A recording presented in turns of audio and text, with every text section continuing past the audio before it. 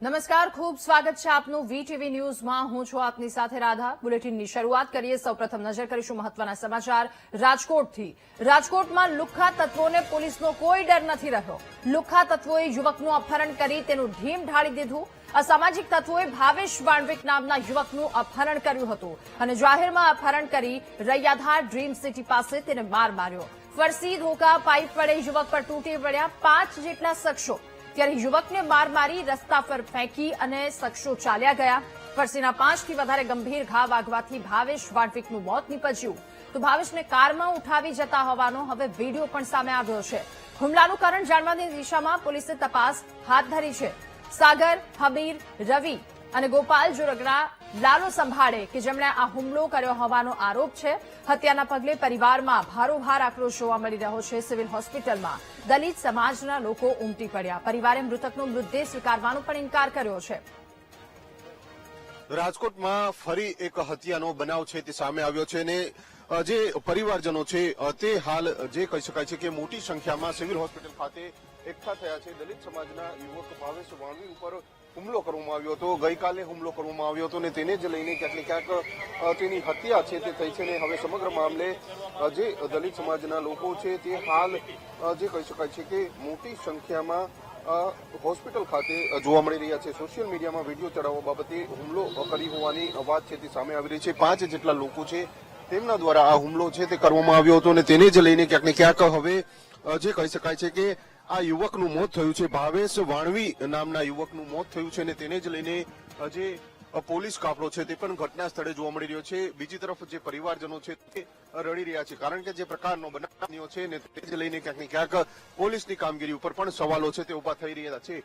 હાલ તો જે કહી શકાય છે કે પરિવારજનો છે તે પણ જે ન્યાયની માંગણી લઈને બેઠા છે કારણ કે 5 જેટલા શખ્સો દ્વારા આ હુમલો કરવામાં આવ્યો હતો। ગઈકાલે રૈયાધાર વિસ્તારમાં ડ્રીમ સિટી નજીક આ હુમલાની ઘટના છે તે સામે આવી હતી ને તેને જ લઈને ક્યાંક ને ક્યાંક જે સવાલો છે તે ઉભા થઈ રહ્યા છે। આપ સીધા દ્રશ્ય જોઈ શકો છો। જે પરિવારજનો છે તે હાલ જે કહી શકાય છે ડેડ બોડી સ્વીકારવાની ઇનકાર કરી રહ્યા છે પરંતુ જે ન્યાયની માંગણી છે તે કરી રહ્યા છે કારણ કે જે પ્રકારનો બનાવ બન્યો છે ને તેને જ લઈને અનેક સવાલો છે તે ઉભા થઈ રહ્યા છે। કાયદા વ્યવસ્થાની સ્થિતિ ઉપર સવાલો છે તે ઉભા થઈ રહ્યા છે કારણ કે એક યુવાનની હત્યા છે તે નિપજાવવામાં આવી છે અને તેને જ લઈને ક્યાંક ને ક્યાંક પરિવારજનો છે તે હાલ ન્યાયની માંગણી છે તે કરી રહ્યા છે। આપ સીધા દ્રશ્ય જોઈ શકો છો। સિવિલ હોસ્પિટલ ખાતેના આ દ્રશ્યો છે અને આ પ્રકારના દ્રશ્યો છે તે જોવા મળી રહ્યા છે। બીજી તરફ મોટી સંખ્યામાં જે દલિત સમાજના આગેવાનો છે તે પણ ઉમટી પડ્યા છે અને હાલ જે કહી શકાય છે કે પરિવારજનો છે તે ન્યાયની માંગણી કરી રહ્યા છે।